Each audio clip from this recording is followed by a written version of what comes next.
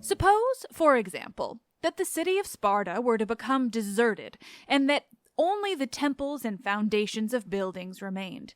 I think that future generations would, as time passed, find it very difficult to believe that the place had really been as powerful as it was represented to be. Yet the Spartans occupy 2/5 of the Peloponnese, and stand at the head not only of the whole Peloponnese itself, but also of numerous allies beyond its frontiers. Since, however, the city is not regularly planned and contains no temples or monuments of great magnificence, but is simply a collection of villages in the ancient Hellenic way, its appearance would not come up to expectation. If, on the other hand, the same thing were to happen to Athens, one would conjecture from what met the eye that the city had been twice as powerful as in fact it is.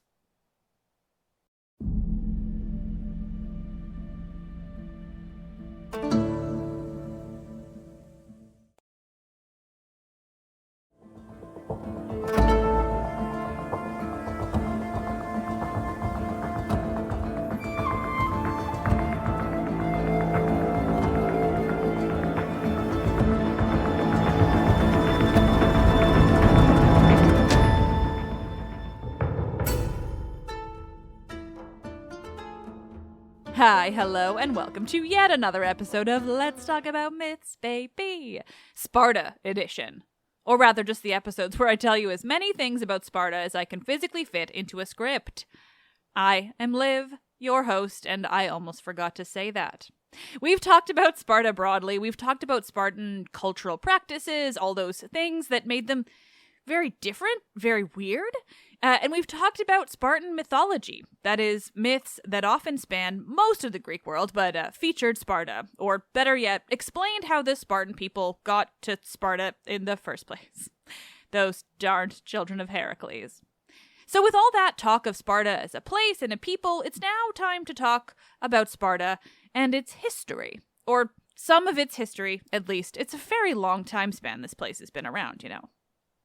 Like I've mentioned before, I will not be trying to give you all a deep lesson on Spartan military. That is for the guests on conversation episodes to handle, the people who really know what they're talking about. So while we will be touching on some of their military history today, for so much more, make sure you check out not only the amazing episode I released with Roel Kanonendijk, but also last week's episode with Owen Rees. And today's history is going to cover like as much of Sparta's varied centuries of history as we can handle. But truly, there is enough for months and months of episodes, which I just will not be doing. So we are doing our best today. And there are future episodes to come, not only conversations on God's everything on Friday, but also another episode covering Spartan women and everything in that realm. That quote I read at the top of the episode is from Thucydides himself, the ancient Greek historian who wrote about the Peloponnesian War. That is, the war that happened between many ancient Greek city-states, but most importantly, between Athens and Sparta. Now, Thucydides was an Athenian, but regardless of any bits of bias that might be inherent in his work, this is just the most perfect quote when it comes to understanding ancient Sparta. Thucydides was prescient as fuck with that one. Like, even if he didn't foresee all the modern people seeing Sparta as a military-centered culture. But the comparison to Athens, these 2,500 years later, is just still so brilliantly accurate. Because I'll remind you, for all we consider Athens to be like the center of ancient Greek culture, to be the most important and long-lasting city-state, to be basically everything we imagine of ancient Greece now, Sparta was considerably more powerful than Athens for quite some time, and when they weren't, they were pretty evenly matched. It's just that Sparta didn't write as much down. They didn't build temples that withstood the test of time. They didn't create a legacy for themselves in the way that Athens did. Doesn't make them any less influential or important in the ancient world, though. So let's talk about it. Let's talk about Sparta. You know, like we haven't already been doing that for the past 3 weeks straight.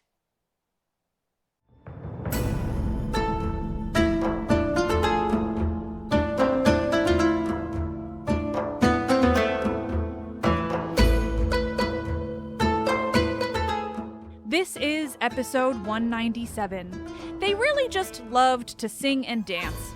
Ancient Sparta and the Spartan Mirage.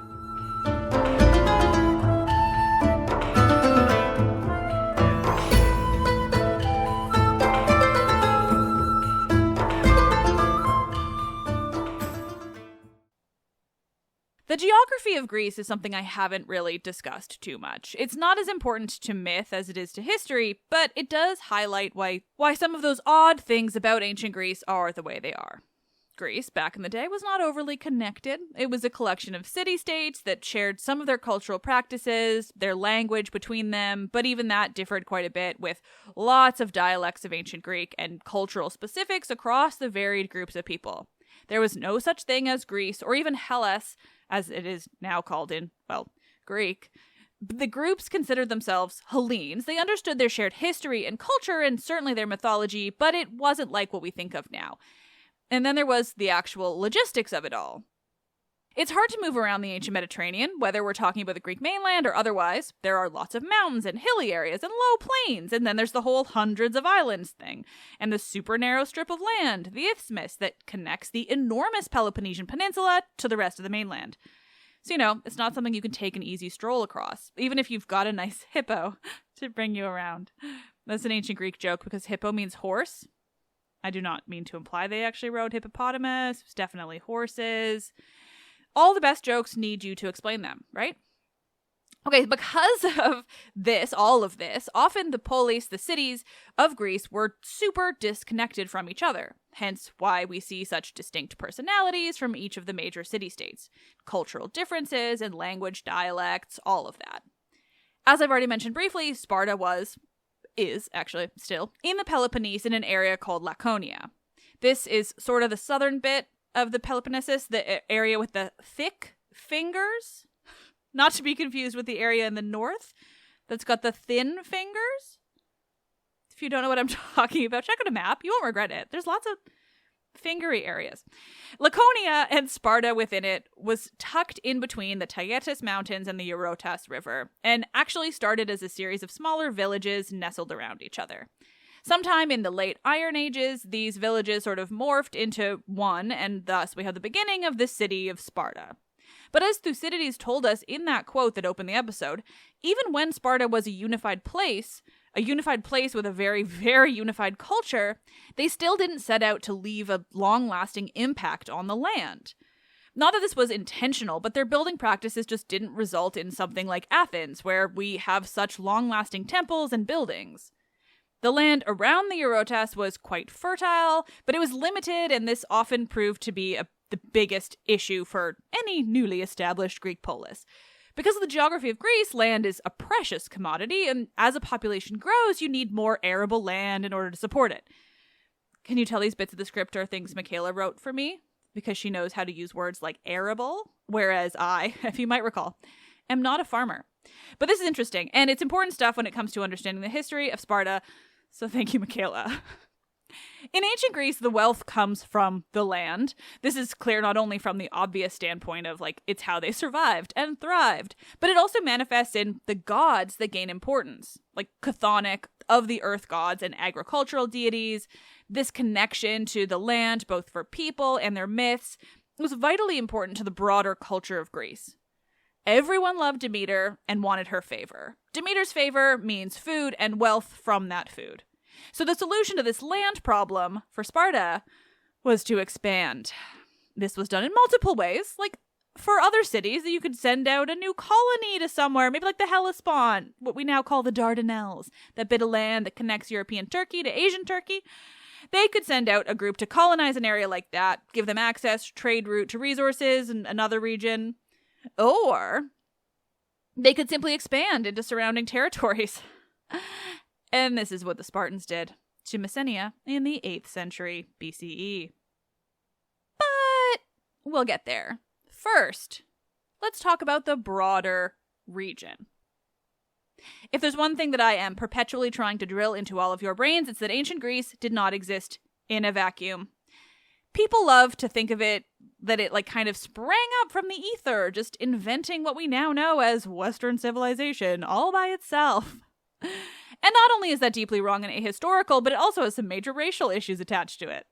Because, the whole of the ancient Mediterranean contributed to the whole of the ancient Mediterranean. And it absolutely was impossible for places like that to exist in a vacuum because they had constant contact with other cultures and civilizations around them. Just constantly. All the time. Even more, Ancient Greek gods weren't entirely invented by the Greeks, but instead were influenced by other cultures that came before. In this case, not only is Sparta no different and a part of this enormous mixing bowl that was the ancient Mediterranean, but even more importantly, the Sparta that I've been talking about and will continue to talk about is just one version of Sparta throughout history. I'm always most interested in the archaic and classical period of Greece. That is the 8th century BCE to maybe the 4th century. That is the Greece I care about, and for our purposes, it's also the Sparta that is most interesting, because it's the absolute height of Spartan influence and power in the Greek world. It's also when Sparta was developing this image for itself, that it was a military powerhouse, that those so-called 300 Spartans had stood at Thermopylae to single-handedly defend the Greek mainland, that they were the best at being warriors, at warfare broadly, that they were the ones to be feared. This was almost certainly an intentional invention by Sparta to give them the upper hand. And like I've said, it worked. For a while. This idea of a highly militarized city that we've been so deeply fascinated with throughout time that the modern world still imagines when they think of Sparta was not always like this. And honestly, it was barely even that. At least in reality. The Sparta that we think of is the Sparta that briefly existed after the Persian Wars and into the Peloponnesian War, but then fizzled out until Sparta became just a husk of what it once was. That version of Sparta just wasn't sustainable. It's almost like establishing your culture on this mass enslavement of an entire group of people and then creating a mythologized version of what your culture is not such a great idea. Weird. I know. Who would have thought? I got my first bad review of this series, and the guy was most angry about the fact that I didn't tell you guys about Sparta's Helot population without adding the context that, enslavement was bad and happened across ancient Greece. Apparently, I should be talking about mass enslavement without adding my own quote-unquote opinions? That enslavement's not good? Anyway, as always, the men in my bad reviews are giving themselves away. They want to hear that Sparta was perfect and amazing and that they had an incredible military that they had all by themselves with absolutely no help by the enslaved population that greatly outnumbered the actual Spartans and are absolutely to thank for all of their successes. Obviously, this is not the show for them because I am here with the facts and morality. We can and will look at Sparta as it was. We can appreciate their successes and their accomplishments. We can respect what they did, who they were. We can enjoy learning about their history and generally think that they were a pretty cool people worthy of interest and respect. We can do all of those things while also not ignoring the fact that they had practices that were not only abhorrent but also unique amongst the rest of the Greek world. We can do multiple things at once. It's called nuance. I know it sounds bitter, complaining about a bad review, but it's a topic I think should be brought up. Sometimes people listen to me and they think that I must hate this culture and its people because I'm willing to criticize them. And that is just wild thinking, but it's very human. So here's a reminder that we can do both. I fucking love ancient Greece, the Spartans included.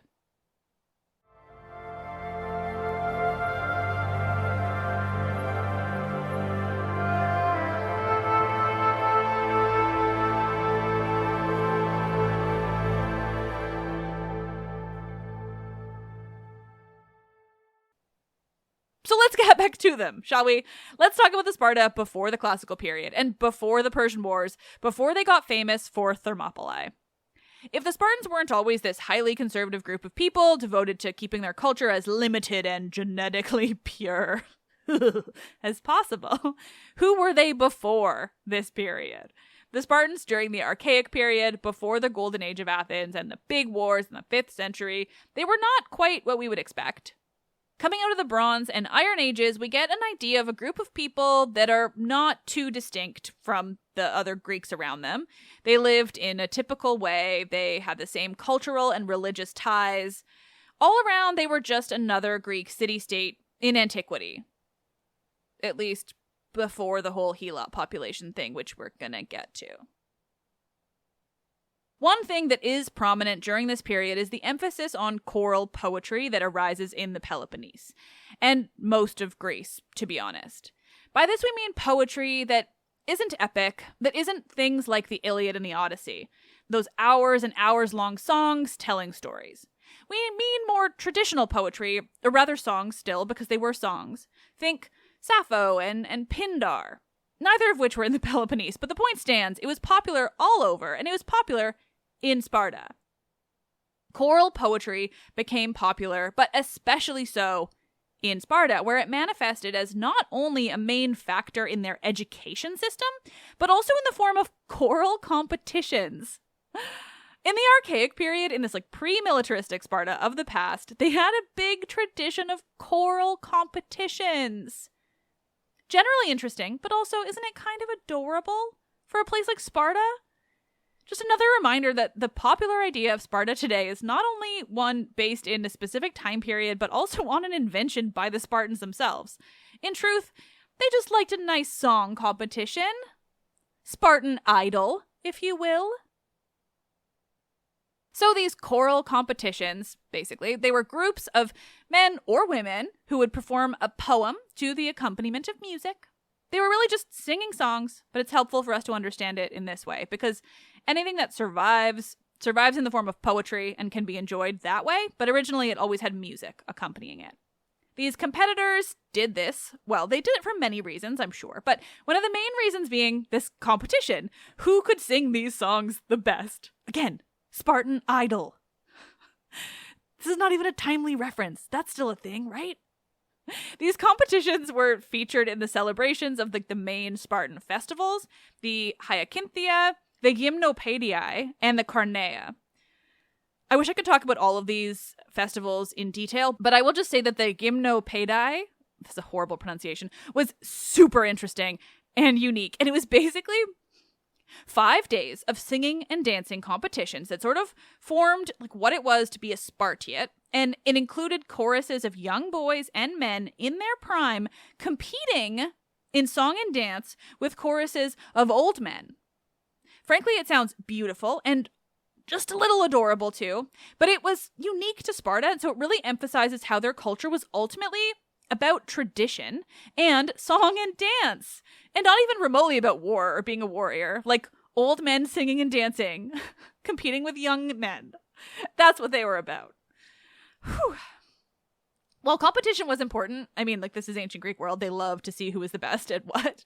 But other than that, these choruses also served to help solidify this common identity among the participants. It was unifying. And of course, one of the most exciting aspects of this is simply that women were allowed to take part in it at all. So I will remind you of what I brought up in the episode from a couple weeks ago. Women were educated in Sparta, and choral poetry was a big part of that education. Not only was it generally cool that this was part of the education system, but it was used to instill this Spartan cultural beliefs into the younger generation, thus ensuring that their cultural ethos continued on. The songs that they would perform as part of these choruses and competitions, they did just that. They imparted cultural belief systems upon those performing and those watching.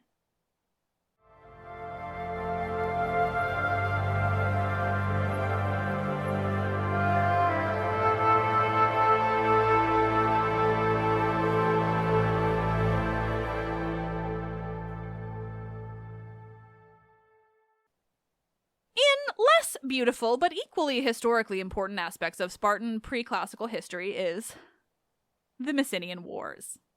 Remember Helots? Yeah, this is when that happened. Very early in the Archaic period, sometime in the 8th century BCE, is believed to be when the annexation of Messenia took place. This is when they, basically, conquered Messenia, the region to the west of Sparta, and enslaved their population, turning them into this Helot population that Sparta would become so famous for. And then later, in the 7th century, there was a major Helot revolt that took place. These two events are called the First and Second Messenian Wars, respectively, and they serve to project Sparta upwards within the wider Mediterranean world. They put Sparta on the map, so to speak. After these events, Sparta isn't just some city in the Peloponnese. They are now that one city that took over an entire area. the rest of the Greek world is suddenly thinking like, hey, maybe we should keep an eye on them. They seem like they've got something going on over there. I mean, that, or they're all just panicking and thinking, let's make sure Sparta never does to us what they did to Messenia. Which brings us to the 5th century, a time of war. Dun dun dun. Seriously, so much war. And not just for Sparta. We're talking all of Greece here. But as we might expect, and why I'm talking about it in this episode, Sparta played quite the role. First, we had the Persian Wars, where Athens was put in quite a pickle over and over. They really could not catch a break. Now, I'm not going to go too deep into the Persian Wars, or the Peloponnesian War for that matter, because, well, not only do we not have the time, but frankly, I just do not care enough. Like, it's interesting, yes, it's interesting for other, more knowledgeable people to talk about. People who are not me. So instead, we're just going to really lightly touch upon them and look at the way that Sparta handled things in the broader sense of Sparta. I'm sure you've all heard of Marathon, right? It's a pretty big deal. But have you heard of Thucydides? It'll come to you. Don't worry. He was. Okay. He was supposedly that guy who did the big long run from Athens to Sparta and then back to Athens and then to Marathon and then back to Athens, where he announced their victory and then promptly dropped dead. Because it was simply too much running, no matter the amount of time that it took. As you might imagine from hearing that, the idea that he ran all of that and that it inspired the modern marathon is exaggerated, to put it kindly. And actually, this name of his doesn't actually get assigned to this story until our man Lucian, many hundreds of years later. Do you remember Lucian? He is the one who wrote that epic with the war on the moon. Yeah, there's like bugs and stuff involved. But there's a war inside a whale? Yeah, I've read it to you. It was the best. Anyway, surprise, surprise, there's also a bad ancient article about this that is linked in this episode's description. But regardless of this one man, Thucydides, whether he did or did not do anything, the point remains. When he, or whoever, really, doesn't matter, it matters that someone went to Sparta, and it was to ask for Spartan aid at the Battle of Marathon. And the Spartans were down to help, but they said they had to wait a bit first. Something about the full moon. Well, they didn't actually show up at Marathon, and whether this was because of the excuse they gave or that they were uninterested in helping Athens, it's not really the question, but it links to some things we'll talk about soon. Either way, we're not interested in the intricacies of political relationships during the Persian Wars. We are interested in Sparta. I will say it again, smarter people than me can handle the political intricacies and intrigue of classical and archaic Greece. I am just trying to get you through the basics. The nature of the Spartan excuse is what is much more interesting, because it becomes this common theme throughout their history. This reluctance to go against tradition.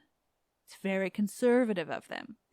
And I mean that quite literally, because it's pretty fair to describe the Spartans as like this conservative people. They often chose to stick to their tried and true traditions instead of like branching out and exploring or even just like going to defend people that would then benefit Sparta, but they couldn't or wouldn't because they would have had to give up a festival that was tradition. It was just always about retaining that Spartan way of life. That structure around Spartan citizenry and everything that both of those things entailed. It made for a very conservative and traditional group of people. And then we get to Thermopylae, that one battle that everyone seems to be familiar with. It is the most popular. There's something about it that just tugs at our heartstrings and sticks in our memories. And honestly, most of that is based on the fame that Sparta itself gave to Thermopylae after the fact.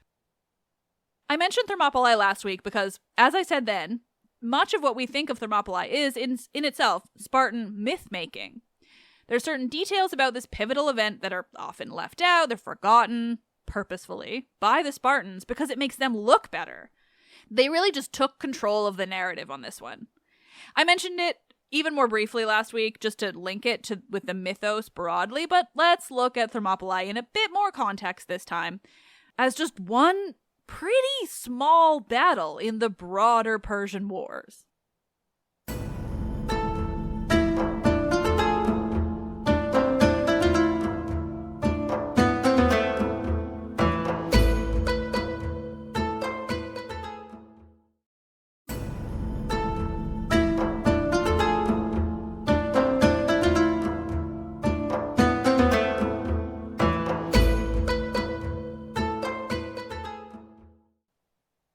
Once again, this is the TLDR of Thermopylae when it comes to the Persian Wars, just as concise as I can manage.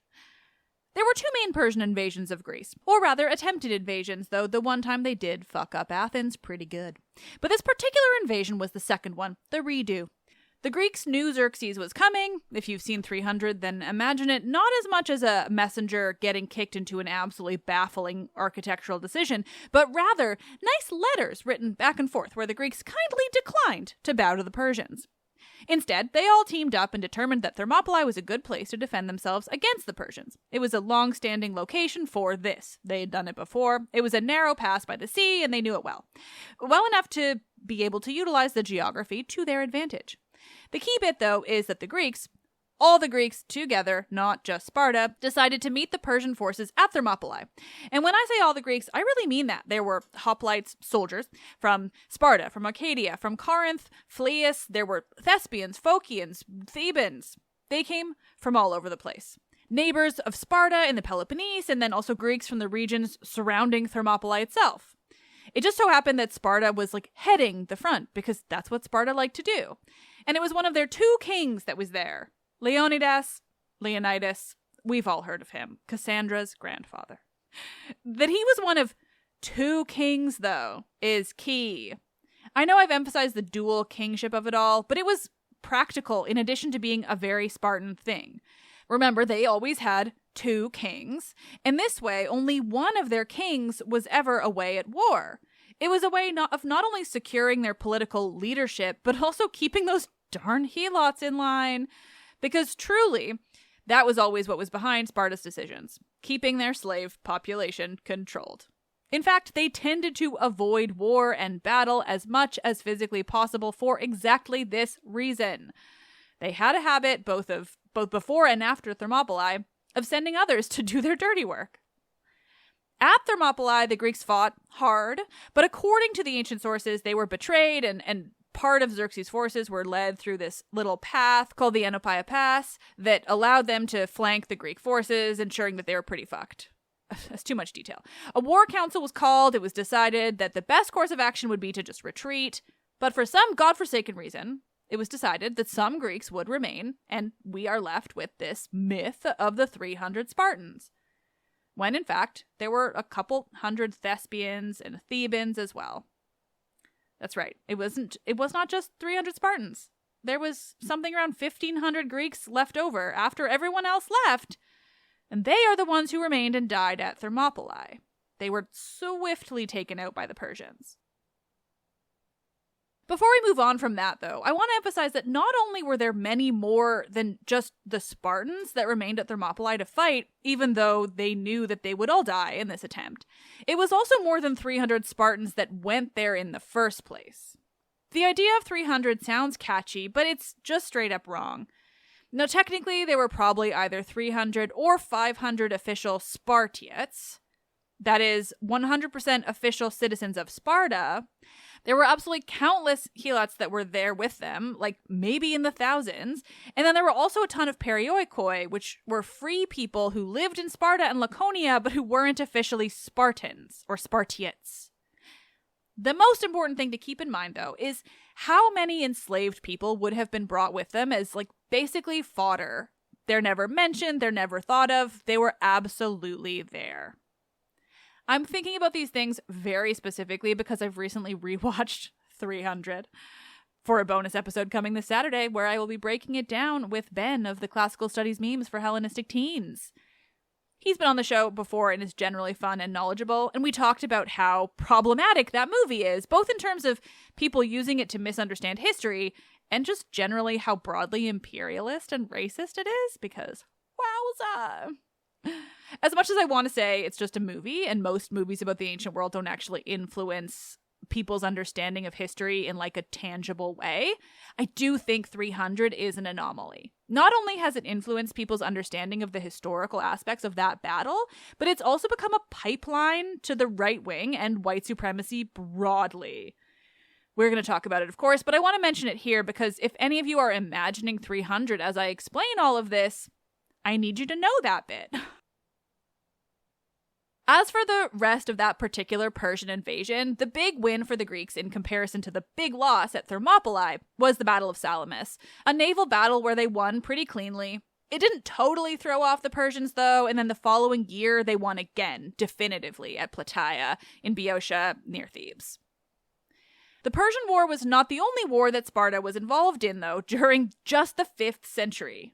It was a big one. It was definitely important for Sparta, definitely for Athens, and also just the wider Greek world. They had stood up against a bigger power, and they won. Good for them. Wow, they grew up so fast. But this unity in the Greek world does not last long. It's honestly ridiculous how short it all is, because within a few decades, Athens and Sparta are at war. They just cannot get along. Because while we think of Greece as this unified place, it really, absolutely, and most violently was not at all. So, before long, all in this one century, Athens and the Peloponnese and the rest of the Greek world are at war. See, Athens had started reaching for power and kind of went off the deep end a bit. Rightfully, other Greek polis were not happy with the way that Athens was going, and so they decided to do something about it. This is where the image of Sparta as a militaristic state does not line up with what is actually in the ancient sources.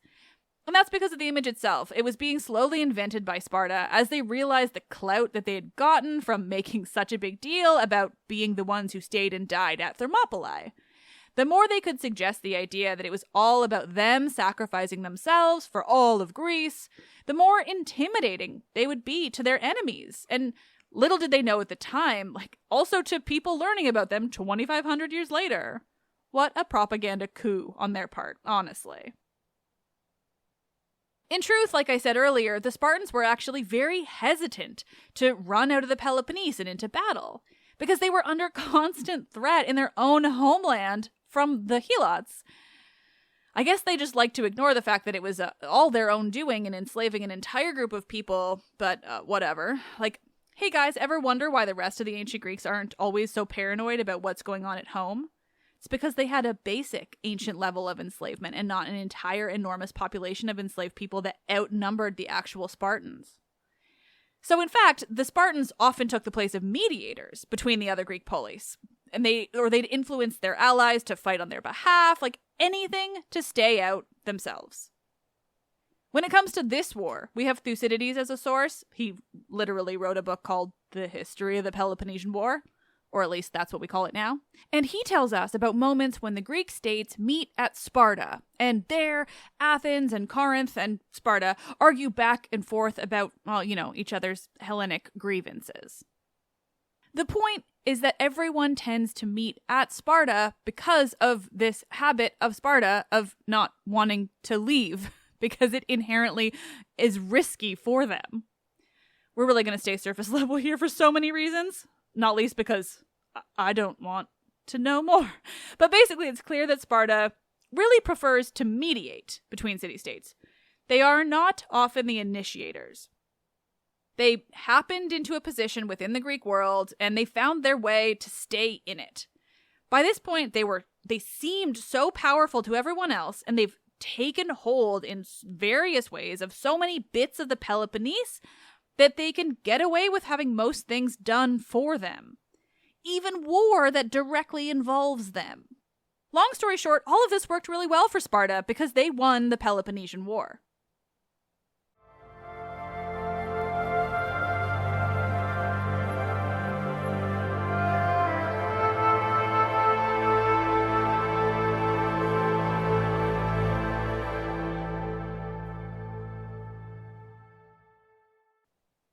But this power was not to last. You see, the Spartan system just did not have what it took to hold on to this power long term.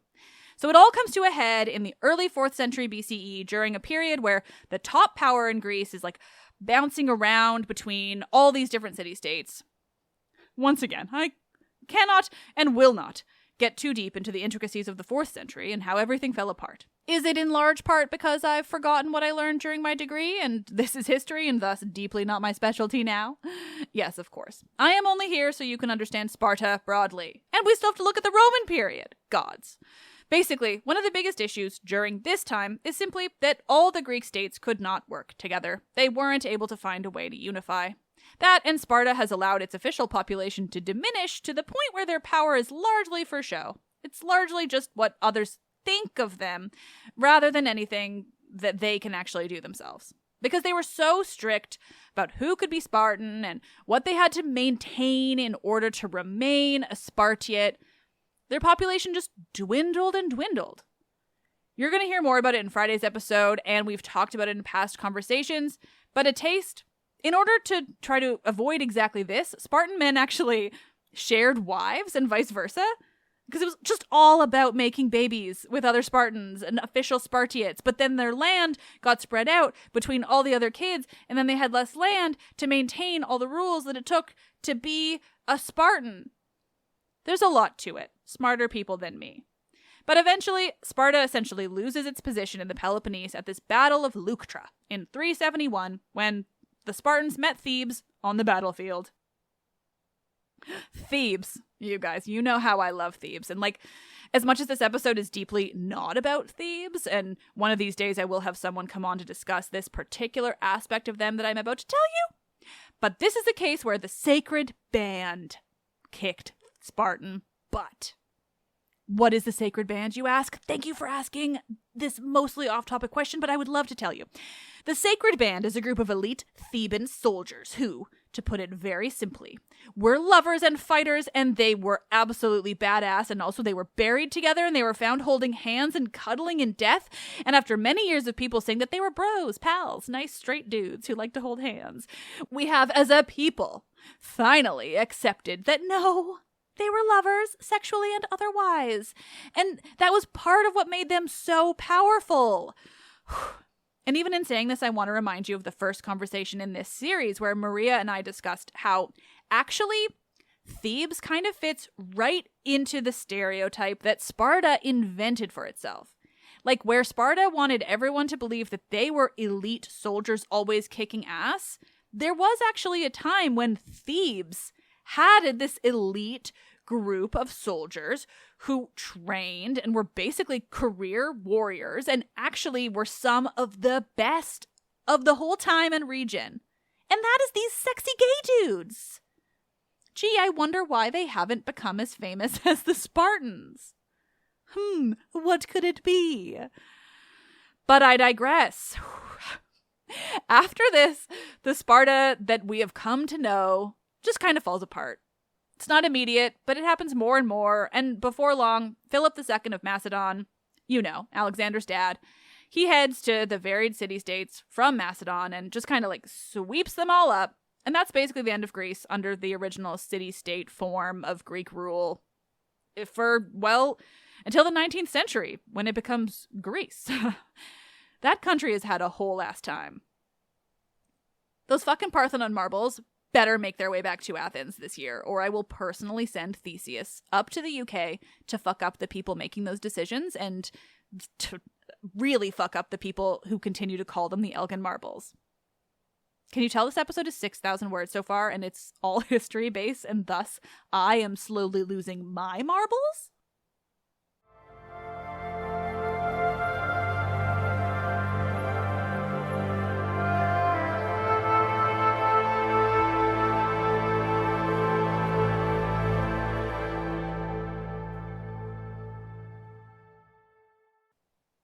You just know I'm not going to leave you without talking about what Sparta was during the Roman period, though, because, God, I and others have hinted at it, and I am simply obsessed with the very notion. The opening line of the article that we're working off of for this section says simply, quote, "The Spartans of the Roman period were famous." I think that in itself really says a lot. Obviously, the Greek people were well known to the Romans, not least because Rome had conquered Greece, and so they were just, well, part of the Roman Empire. Fun fact, the word Greece is Latin. But there was something special about the Spartans, and it had a lot to do with everything that we've talked about in this series. They were weird, they were traditional, they were locked into these cultural ideas, and what it was that made them Spartan. And then there was all the myth-making they'd done around Thermopylae and their own military prowess. But altogether, it made for a place that wealthy Romans were very keen to visit. But a quick timeline reminder here, we're talking about not just the Roman Empire, but also the period of the Republic too. I'm not going to try to get too deep into Roman history, gods. But Cicero wrote about the Spartans and their famous traditions. Regardless of how spread across the Roman period this was, it's still hundreds of years after the height of Sparta. We're talking like 400 to 500 years after, say, the Peloponnesian War, and even longer since the Persian, let alone the Archaic period that we talked about at the top of this episode. So it's been a while, and Sparta has gone through a lot. But with all they'd gone through, the changes in power throughout the Greek world, from Alexander to the Romans, the cultural memory surrounding the Spartans remained very, very Spartan and very, very famous, even if there wasn't really much left that actually resembled the Sparta of that past. Or rather, that was true until it wasn't. There was a period under Roman rule when Sparta went through a kind of state-sanctioned revitalization. It seems like the Sparta of the Archaic and the Classical periods, the Sparta we've just talked about, propaganda included, was so famous to the Romans that they actually sought to, in a way, bring it back for their own kind of enjoyment and appreciation. They brought back the agoge and promoted it as a training program. They brought back festivals and competitions that were based on earlier Spartan traditions. They even intentionally brought back the language of those earlier periods, using forms of the Doric dialect that, as I understand it, had become less and less common across the region and certainly not common at all in the rest of the Greek world. But by using that more ancient dialect, they got to further revitalize this idea of what Sparta once was. And this wasn't something that was happening across the Greek world. This was unique to Sparta and deeply tied to its reputation and general cultural memory and identity. It was this place of tradition. It was the place where those 300 had come from. It was the place that the Romans were most keen to bring back in their own way, to kind of cosplay the idea of ancient Sparta. Now, as much as we want to call it kind of a Sparta-themed theme park, obviously this oversimplifies the whole thing, but I do think it gives a good image of what's going on. The things they were bringing back were real and actively utilized among the people who still lived there, but it was a kind of intentional resurgence of an earlier time and tradition, all very purposeful in a way that makes it feel very theme park-like, very much like a living museum. That said, the article I'm using for this bit says very explicitly that it wasn't those things.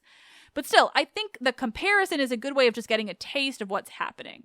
Yes, it wasn't a theme park or a museum, but it was a place that was unique in the Greek world during this Roman period, where wealthy Romans could visit and view this intentional resurgence of cultural tradition and memory of the past. They could view the Sparta of an earlier time, could imagine themselves among the Spartans of the time of Leonidas in a way that they couldn't do in the rest of Greece. And that in itself is just absolutely fascinating and really emphasizes everything we've talked about when it comes to Sparta. They were a place of tradition and strict cultural rules. They were a place where everything was done just so, just the same way that it had been done for centuries. And that was sought after. It was respected to the point of being recreated when it had died out in this effort to return to those earlier times. This is also generally when the writer Plutarch would have written his biography of Lycurgus, something that became one of the few ancient sources for Sparta broadly. Except that, as I've just made pretty clear, he wasn't writing it during the time of ancient Sparta. He was writing it during this period of Roman resurgence of Sparta, when Rome was intentionally recreating the Sparta of the past, reenacting its festivals and traditions, educational programs, and more. And obviously that really influenced what Plutarch wrote, let alone emphasized how much he wouldn't really have had a means of knowing anything about the actual Lycurgus if he ever existed. That, and of course, Plutarch was writing this biography to intentionally compare Lycurgus, this mythical/historical lawmaker. He was intentionally writing this to compare him to Numa, who was one of Rome's legendary kings. Just like how he wrote the biography of Theseus to intentionally compare him to Romulus, the mythological founder of Rome. Honestly, I didn't end up talking about Lycurgus as much as I thought I would, so this might feel out of nowhere or irrelevant, but it's important in the broader sense of Sparta, because a lot of what people think they know about ancient Sparta, particularly archaic Sparta, which is when Lycurgus would have lived if he ever lived, is all based on Plutarch. And so it's important to point out not only when Plutarch was writing, during this period when Sparta was an intentional recreation of its ancient self, intentionally created in this way by Rome and the broader influence of the Roman period, but also he was writing it specifically to compare it to a mythological king of Rome. So there's some inherent biases that come up in that. There is so much more that could be said about this Roman period and what they did in Sparta and God's Spartan history broadly, but frankly, this episode is already 3,000 words longer than my usual episode, so I'm going to leave you for now. Next week, we're talking Spartan women, everything related to them, and Friday. Oh, are you going to love Friday's conversation episode? Just you wait.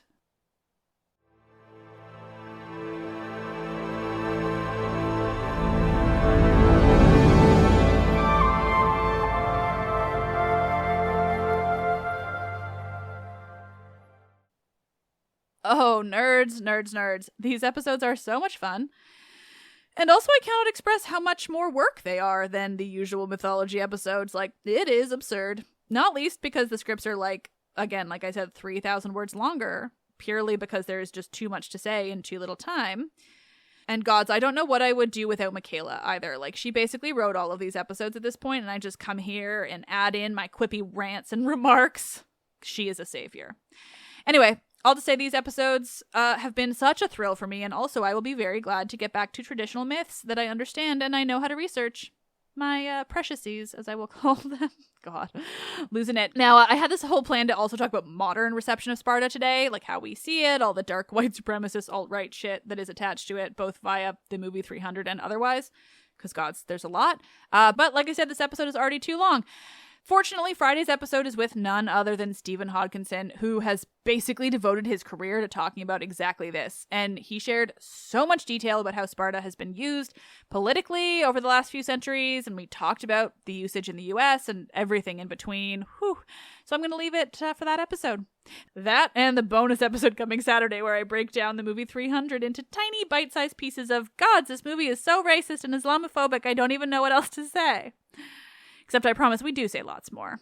Does it mostly revolve around trashing American imperialism and exceptionalism? Maybe. In any case, there is still so much Sparta to come. Friday is my conversation with Stephen Hodkinson. I cannot express how much I learned in that episode. Cannot wait for you to listen.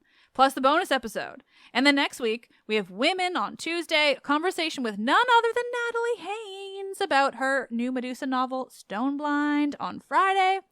And then another bonus where I sat down with research extraordinaire Michaela to talk about the process of creating these Spartan episodes. Wish we have so much content, you guys. And this is long enough, God. So I will mostly leave it here, except to remind you that there will be a Q&A episode provided I get enough questions from you all. So if you have any burning questions about Sparta, please submit them at mythsbaby.com/questions. And as always, I'm finishing off with a 5-star review from one of you lovely listeners. This one had the best headline, so obviously I was going to read it. It's from 19person19 in the US. Bye-bye, Theseus. This podcast is really one of the most entertaining things ever. I love Greek mythology, and the way Liv tells it is just perfect. I could listen to it all day, and it's just amazing. Her voice is so relaxing, and I love when she goes on a rant about the horrible treatment of women in ancient Greece. This is just an amazing podcast, and I would really recommend this to any women who loves Greek mythology. Listen to it every night. Thank you. That was great. Let's Talk About Myths, Baby is written and produced by me, Liv Albert. Michaela Smith is the Hermes to my Olympians and handles so many podcast-related things. For this series, Michaela gets an extra special shout-out because while she always helps me with everything I need, she, like I said, she basically wrote this whole damn thing. I don't know what I would do without her when it comes to the Spartan series, and generally. Phew. Stephanie Foley works to transcribe the podcast for YouTube captions and accessibility. As of now, today, I'm happy to say that the podcast is hosted and monetized by iHeartMedia. Help me continue bringing you the whole world of Greek mythology and the ancient Mediterranean by becoming a patron, where you'll get bonus episodes and more. Visit patreon.com/mythsbaby or click the link in this episode's description. Oh gods, it's almost an hour. Thank you all so much. You're the best. Whew, I am Liv, and I love this shit quite a bit.